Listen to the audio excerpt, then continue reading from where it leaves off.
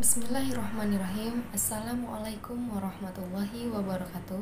Saya Zafika Habwana dari Prodi Komunikasi dan Penyiaran Islam semester 1. Di sini saya akan mengenalkan tentang hadis Nabi Muhammad SAW. Yang pertama, apa itu hadis?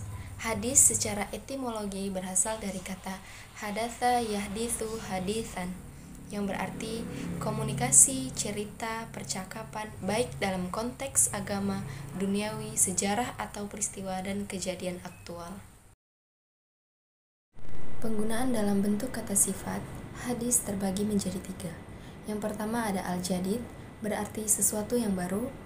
Yang kedua ada al-khobar, berarti sesuatu yang dipercakapkan atau dipindahkan dari seseorang ke orang lain. Yang ketiga ada al-qorib, berarti sesuatu yang dekat. Secara terminologi, ahli hadis, ahli usul, dan ulama fikih berbeda pendapat dalam memberikan pengertian hadis. Ada yang mendefinisikan bahwa hadis adalah segala perkataan Nabi SAW, perbuatan dan hal ihwalnya. Hal ihwal di sini maksudnya adalah segala pemberitaan tentang Nabi SAW seperti yang berkaitan dengan himma atau kemauan, karakteristik, sejarah kelahiran, dan kebiasaan-kebiasaannya. Kemudian ulama ahli hadis lainnya mendefinisikan dengan hadis adalah segala sesuatu yang bersumber dari Nabi SAW, baik berupa perkataan, perbuatan, takrir atau pernyataan pengakuan maupun sifatnya. Ada juga yang mendefinisikan dengan hadis adalah sesuatu yang disandarkan kepada Nabi SAW, baik berupa perkataan, perbuatan, pengakuan atau takrir maupun sifatnya. Istilah hadis sering juga disinonimkan dengan sunnah, khabar, dan atsar. Untuk lebih jelasnya, saya akan menguraikan tentang istilah-istilah tersebut. Yang pertama ada sunnah. Sunnah secara etimologi berarti jalan lurus dan berkesinambungan, yang baik atau yang buruk. Kemudian secara terminologi, menurut muhaddisin, sunnah itu segala sesuatu yang dikaitkan dengan Nabi SAW, baik berupa perkataan, perbuatan, takrir, bentuk fisik, moral, maupun perjalanan hidup, baik dilakukan sebelum diangkat menjadi rasul maupun sesudah menjadi rasul. Menurut ulama usul fikih, sunnah itu seluruh yang datang dari Rasulullah selain Al-Quranul Karim, baik berupa perkataan, perbuatan, takrir yang pantas untuk dijadikan dalil dalam menetapkan hukum syar'i.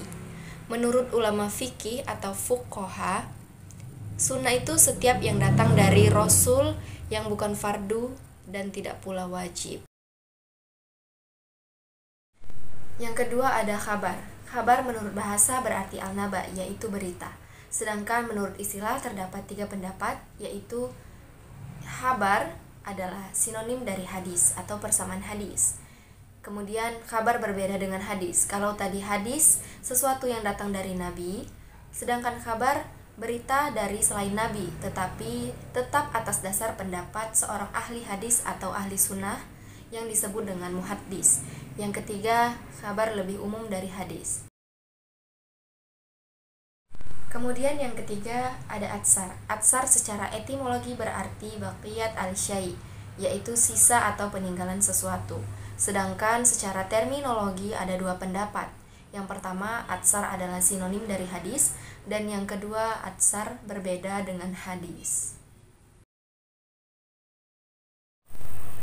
Kedudukan dan fungsi hadis. Kedudukan hadis di dalam Islam merupakan sumber ajaran dan sumber hukum Islam, sebagaimana halnya Al-Quranul Karim. Oleh karena itu, untuk memahami ajaran dan hukum Islam, pengetahuan dan pemahaman terhadap hadis merupakan suatu kemestian atau keharusan untuk kita.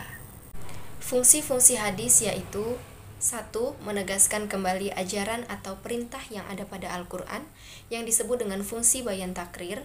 2. Menjelaskan dan menafsirkan ayat Al-Quran yang datang secara mujmal atau global, am atau umum, dan yang bersifat mutlak. Yang ketiga, menetapkan hukum-hukum yang tidak ditetapkan oleh Al-Quran yang disebut dengan bayan tasyri'. Demikianlah penjelasan saya tentang mengenal hadis Nabi Muhammad SAW. Hanya itu yang bisa saya sampaikan dan saya jelaskan. Lebih dan kurangnya saya mohon maaf.